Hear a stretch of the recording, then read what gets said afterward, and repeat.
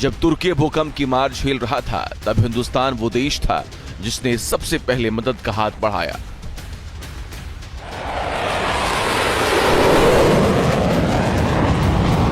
लेकिन जब हिंदुस्तान आतंकवाद से लड़ रहा था, तब तुर्की पाकिस्तान को हथियार पहुंचा रहा था।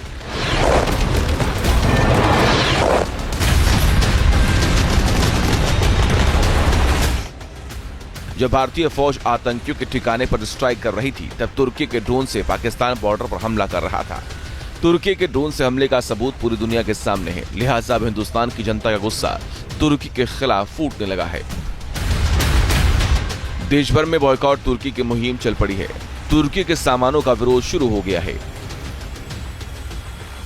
राजस्थान से लेकर महाराष्ट्र तक तुर्की के खिलाफ लोगों का आक्रोश नजर आने लगा है। पुणे में तुर्की के सेबों की बिक्री ठप पड़ी है, तो वही उदयपुर में मार्बल कारोबारियों ने तुर्की से व्यापार तोड़ने का फैसला कर लिया। मुंबई में शिवसेना पहले ही तुर्की के खिलाफ मोर्चा खोल चुकी है। पुणे में ग्राहकों ने तुर्की का सेब खरीदने से इनकार कर दिया, जिसके बाद कारोबारियों ने भी तुर्की का सेब का बायकॉट का फैसला कर लिया है। से तुर्की ने पाकिस्तान को सपोर्ट किया है, तब से पूरी तरह से तुर्की एप्पल खाने के लिए कोई तैयार नहीं है। कस्टमर का रिक्वायरमेंट भी नहीं आ रहा है और सब लोग बोल रहे हैं कि हमको तुर्की का एप्पल नहीं मांगता है, आप कौन सा भी दूसरा दे दो, लेकिन तुर्की का एप्पल हमको नहीं मांगता है करके। तो जो रिटेल कस्टमर है, जो छोटा कस्टमर है, उसने वही मतलब वो लोगों को बोल रहा है कि मेरे को तुर्की का एप्पल नहीं चाहिए। तो हमने सोचा यार ये रिटेल कस्टमर बैन कर रहा है, बायकॉट कर रहा है, तो अपन भी करेंगे।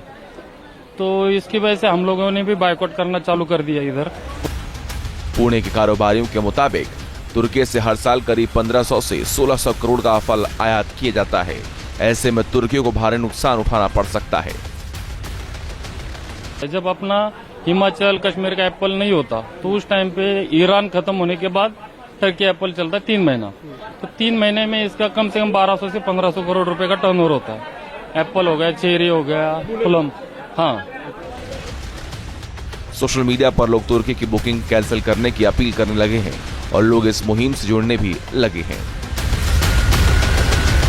कई बड़ी ट्रैवल कंपनियों ने बुकिंग बंद की। गोवा होमस्टे टर्किश एयरलाइंस समझौता प्रभावित हुआ। गोवा विलास में तुर्की नागरिकों की सर्विस बंद हुई। पुणे में तुर्की के सेबों का बहिष्कार किया गया। यही नहीं, अब तो मांग उठने लगी है कि सरकार भी तुर्की पर कड़ी पाबंदी लगाए। तुर्की के साथ व्यापार पर रोक लगे। तुर्की के साथ टूरिज्म खत्म किया जाए। तुर्की में भारतीय फिल्मों की शूटिंग रोकी जाए। तुर्की को आतंकी देश घोषित किया जाए।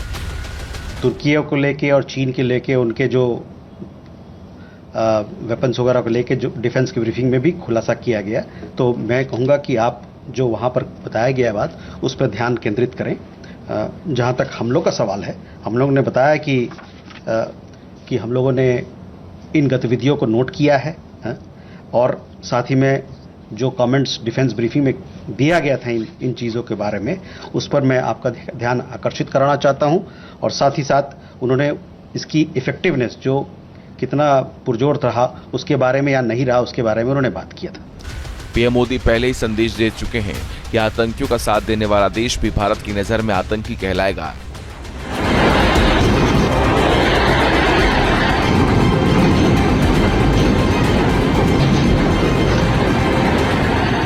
हम आतंक की सरपरस्त सरकार और आतंक के आकाओं को अलग अलग नहीं देखेंगे। भारत से हर साल तुर्की करीब 1 लाख पर्यटक जाते हैं और भारत हर साल तुर्की से करीब 70,000 करोड़ का सामान आयात करता है। हिंदुस्तान में बॉयकॉट मुहिम से ही अजरबैजान और तुर्की में डर का माहौल है। यही वजह है कि तुर्की की ओर से एक लेटर वायरल हो रहा है, जिसमें भारतीय पर्यटकों से आने की अपील की जा रही है। फिलहाल हिंदुस्तान की सरकार और जनता ने साफ कर दिया है कि ट्रेड और टेरर एक साथ नहीं चलेगा। Team news nation.